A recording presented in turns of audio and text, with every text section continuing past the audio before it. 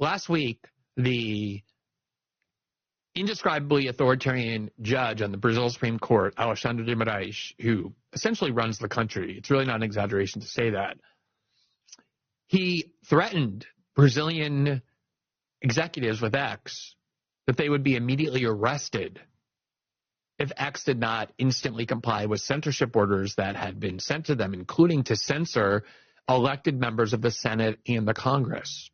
And X is reluctant to censor this because obviously these are politically motivated censorship campaigns. There's no due process provided. These people have not been convicted of any crimes. It's just this very politically motivated judge ordering these people banned from the internet with no due process, and X doesn't want to cooperate with that. And so once this threat was issued, we're going to arrest executives with X inside Brazil unless you comply. Elon Musk said, we can't guarantee the safety of our executives in Brazil any longer, and so we're closing down all offices in Brazil.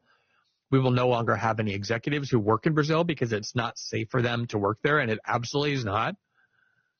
And as a result, X either separated with Brazilian executives or brought them outside of Brazil to work with X in other capacities. And now this judge, in response, is saying, either you comply with our censorship demands in 24 hours. This is the order that he issued last night. In 24 hours, you must, number one, comply with all of our censorship orders and remove these members of Congress from the internet instantly without question. And number two, you must identify an ex-representative in Brazil, physically in Brazil, because he wants to hold them hostage. He wants to order them arrested and then say they're not getting out unless X complies with these censorship demands. What person in their right mind would agree to be the ex-representative in Brazil, given this judge, unless he said X complies with those two conditions, then he will block X as a platform in all of Brazil. So anybody in Brazil will no longer be able to read X. They won't be able to participate in X. They won't be able to express themselves on X. No journalists, no politicians, no activists, nobody. X will be unavailable in Brazil except to people who have and know how to use VPNs, which scramble the location physically that you're actually in. It's used in many authoritarian countries, China, Russia, Iran, North Korea, by people who want to be able to access the internet but have internet access blocked in those countries. They use VPNs to scramble where they are. That's what happens in authoritarian countries, and it's now increasingly happening in Brazil. As I think I told you before, Rumble is banned in Brazil. And if I'm in Brazil, I'm not now, but when I am in Brazil, if I want to access the platform where my show is broadcast or see a clip from my own show, I have to use a VPN and pretend I'm in the US or Europe or in some other country. Otherwise, I won't get a notice saying this site is blocked. Here from Reuters today, quote, Brazil's top court threatens to suspend X by Thursday night. That's tonight.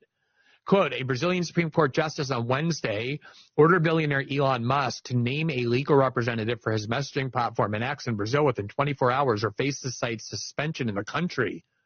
Earlier this month, X announced it would close its operations and fire its staff in Brazil due to what it called, quote, censorship orders from the judge, Alexandre de Moraes. X, at the time, claimed Moraes secretly threatened one of the country's legal representatives in Brazil with arrest if it did not comply with legal orders to take down some content from its platform. By the way, that was not a secret order. That threat was very explicit, that they would arrest executives of X in Brazil immediately if those censorship orders were not obeyed. Quote, in Wednesday's ruling, Moraes says that under the country's law regulating internet issues, companies that do not respect Brazilian legislation or the confidentiality of private information could have their activities temporarily suspended. I believe the deadline for this was 8 o'clock Eastern, 8 o'clock p.m. in Brazil, which is 7 o'clock Eastern here in the United States. So we'll check online to see whether or not this has already happened, but certainly the deadline has already elapsed, and a lot of people in Brazil are wondering how much longer will we have X available to us to conduct our public debates, to hear about news, to communicate, to organize. Here was the order from the STF, which is the basically it's an acronym for the Supreme Court, the Supreme Federal Court of Brazil. There you see it's a summons, and it was posted on X, which is not even a legal order. But because there's no one in Brazil to accept this order, the STF, the Supreme Court of Brazil, just went on to X and underneath the government affairs account of X, posted what they purported to be this legal order, a summons for Elon Musk and global affairs. Says Minister Alexandre de Moraes orders the Justice Secretary of the Federal Supreme Court to notify Elon Musk by electoral means of the decision given in the above-mentioned case on August 18th, which determined the summoning within 24 hours of the name and qualification of legal representatives of ex-Brazil and national territory, duly proven with JUCESP under penalty of immediate suspension of the activities of the social network X until the court orders are effectively complied with and daily fines are paid in accordance with Article 12, Section 3 of Brazilian law. Now, in theory, let's just make this concession. If a foreign country, or foreign corporation rather, wants to operate in a certain country, it is true that in general they have to comply with the laws of that country. And if they don't, they can be subject to punishment for violating the law like anybody else. The problem is when you have governments that are tyrannical and authoritarian and unjust and ordering political censorship, it's expected, especially for Western companies, that they're not going to comply with authoritarian regimes and shut down all opposition that's considered immoral. The Chinese demanded that of Google for a long time. Google became unavailable in China as a result. All the authoritarian countries that were taught to hate have had constant conflict with big tech over its refusal to censor dissidents or opponents of the government. And now this is contaminating the Western world as well. That's the context for all of this. It isn't as though there's somebody here convicted of pedophilia or child pornography who the Brazilian government is ordering X to ban or to take down and X is refusing. These are elected members of Congress, people democratically elected by the Brazilian people who have never been charged with crimes, let alone convicted of crimes. But this judge is simply saying, ban them, banish them from online, much as was done, let us recall, in the United States in January of 2021 to the sitting president of the United States, Donald Trump, although in that case, that was a decision undertaken by the platforms themselves, the pre-Elon Musk Twitter era, as well as Facebook and Google. Nobody ordered them to do it. There was no government requiring it. That was a decision they made on their own, which in many ways you could argue is worse because it shows the power of big tech. But in this case, it's the government demanding it. Here is from a Brazilian newspaper today called Metropolis that is very close to Alexandre de Moraes, that is reporting on exactly what he's thinking. Quote, Moraes has already decided to ban X. He's already decided to ban X, but is still evaluating how to do it. Quote, STF Minister Alexandre de Moraes has already decided that he will vote to overthrow X in Brazil, given Elon Musk's likely failure to comply with the Supreme Court's orders. However, Moraes is still evaluating how he will formalize his decision. At the moment, Moraes is analyzing 4 different scenarios and should only make his decision official this Friday, August 30th, or during the weekend. So maybe Brazilians have a day or two left to use X while they figure out the best technical means for banning the entire social media platform from all this entire large country. The first possibility is that Moraes makes a unilateral decision, does not submit it to the entire court. It is then considered the most remote option. The second would be to decide unilaterally, but take the decision to the entire court immediately so that it can be corroborated by other ministers, whether in person or virtually. Moraes already has the signal that the majority of the Supreme Court will follow him and vote for the ban of X. The other scenario is that before deciding unilaterally, Moraes takes the case to the full court to be judged in person. If that happens, the case will probably only be discussed next week. And the fourth scenario would be for Moraes to take the issue to a virtual full trial tomorrow or over the weekend. This is the hypothesis considered most likely, according to ministers interviewed by journalist Guilherme Amado. One day I'll tell you about this journalist. But he is very close to Alexandre de Moraes, often serves as his messenger in the media, and that is probably an accurate summary of what Alexandre de Moraes is planning. Not whether to ban X from Brazil, just figuring out the best way to do it. Here is from Globo, the Global magazine as well, and this is actually quite unbelievable. We have there the headline in Portuguese, so I'll just translate that for you, which is, as a result of a lack of representation in Brazil, the Supreme Court has blocked the financial resources of Starlink, a completely separate company in which Elon Musk is involved. There's no ruling that Starlink has done anything wrong. In fact, Starlink provides free internet to many of the poorest areas in Brazil. In 2022, Elon Musk was awarded all kinds of official commendations from Brazilian authorities for his benevolent act of providing free internet connection to many of the poorest areas in Brazil that the government hasn't been able to provide on their own. And yet somehow this judge, even though there's no finding that Starlink itself did anything wrong, has blocked the bank accounts of Starlink in Brazil in order to punish X. The article says, quote, this is from Globo, after X failed to submit legal representatives, FTF Minister Alexandre de Moraes blocked the financial accounts of Starlink Holding. Last week, Moraes claimed the existence of a, quote, de facto economic group under Musk's command, and on August 18th, ordered to block all of their Brazilian financial assets in order to guarantee payment of fines applied by Brazilian courts against X. Another of Elon Musk's company in the country besides X is Starlink, which operates in Brazil selling satellite internet services mainly in the North region. All Starlink staff in Brazil has already been notified in order to respond for amounts to Brazilian courts owed to Brazilian courts by X. And then we have the Brazilian text here. Last week, Moraes considered the existence of a, quote, this was what I just read you that had already been translated. So I want you to see how extreme this is, because it is genuinely remarkable the lengths to which not just Brazil, but countries throughout the democratic world are now willing to go to prevent the internet from being a free exchange of ideas where human beings can organize freely and privately, because they recognize that is the one threat to establishment power and to status quo ruling class prerogatives. I've been talking about this for a long time. Until 2015, the internet was basically free. And there was obviously a lot of surveillance going on. But this form of brute censorship was not common at all.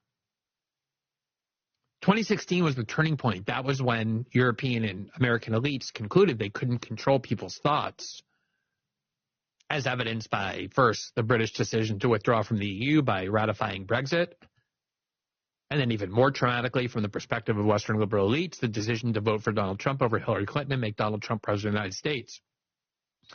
And when they saw that, they decided that our media outlets that used to control how people think, the information they get, the kinds of opinions to which they're exposed, are no longer the gatekeepers. They lost their monopoly to the internet, to social media.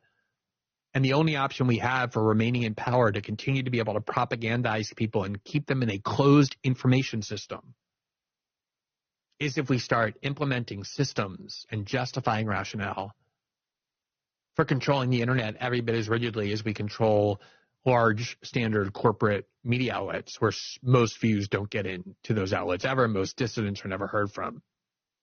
And since then, this has been a progression that is now manifesting in, I wouldn't call it yet its final form, unfortunately, but a much graver one than we've seen before. There's an article in the outlet that is called American Quarterly. There you see it on the screen, Brazil's most powerful judges in the spotlight again. And this is a magazine that is not at all on the left. If anything, it's sort of a centrist magazine. And the article was published today, and it says, quote, an escalating clash with Elon Musk and damaging revelations in the press are intensifying a long-running debate about whether Alexandre de Moraes is too powerful. Now, the press revelations that this article is referring to is the reporting I've been doing with Folha of São Paulo, the largest newspaper in Brazil, where we obtained a massive database of information, 6 gigabytes worth of messages and audios and other documents exchanged between the highest levels of Moraes' chambers among his aides that we've been reporting and revealing and disclosing, much to his extreme anger. So this article talks about the conflict with X as well as the reaction to our reporting. Quote, Moraes prevented highway police from stopping buses full of voters in an area of Brazil dominated by Lula's supporters. He also banned social media accounts of prominent figures who speculated the election had been stolen and went after officials who failed to prevent the January 8th riot in Brasilia, even suspending the governor of Brazil's federal district from his job for 3 months. Moraes banned the social media accounts of right-wing influencers such as Rodrigo Constantino and Paulo Figueira for allegedly spreading COVID-19 misinformation and casting doubt on the Brazilian electoral system. He also banned the accounts of department store chain owner and right-wing influencer Luciana Hang, allegedly for agitating a coup in a pro-Bolsonaro message group. Now, let me just stop there. Luciana Hang is a multi-billionaire. He owns a huge series of department stores, a big character in Brazil. On Twitter alone, he had something like 10 million followers. On other social media outlets, he had as many, if not more. And he was a vocal supporter of Jair Bolsonaro in the 2022 election, a very influential one. And this judge, obviously doing everything he could to prevent Bolsonaro's election, just banned his social media accounts, closed them, ordered them shut to prevent him from communicating with millions of people. They remain shut to this day, even though Luciana Hang has never been accused of a crime. Quote, blogger Alan dos Santos, in self-imposed exile in Florida, had his passport revoked after calling for the dissolution of the STF and being accused of involvement in a, quote, organized crime network that operates through monetized videos online.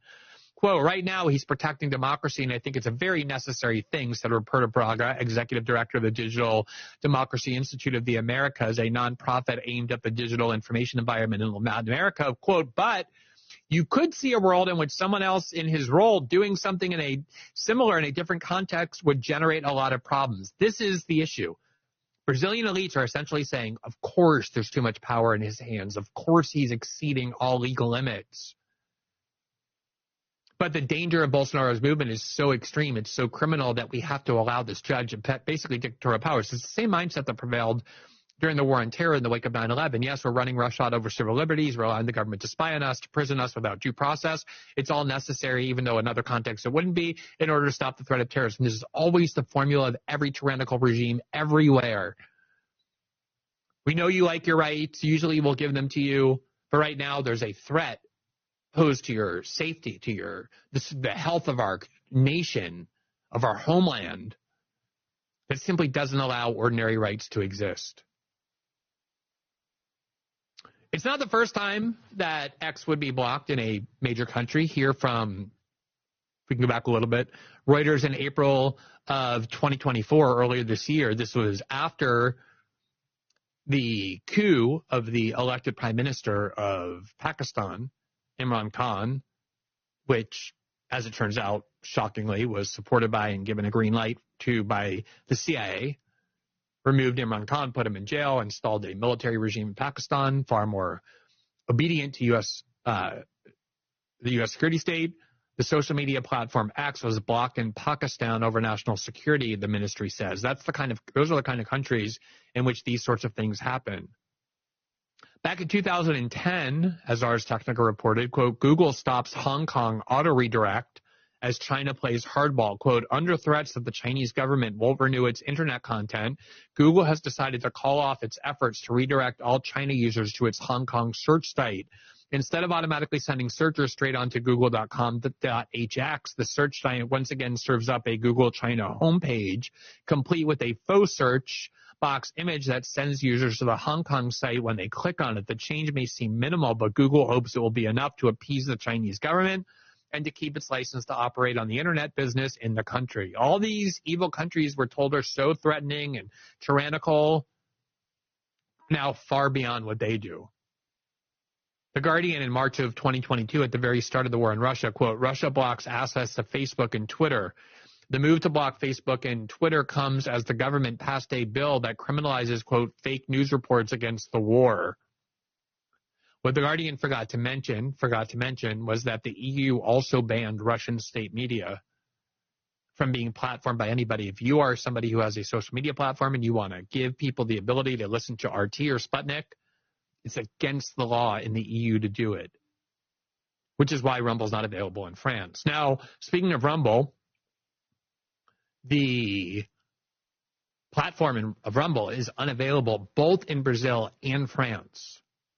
So if you try to access Rumble while in Brazil and France and you don't use a VPN, what you get is the following, quote, and I've tried it in both countries.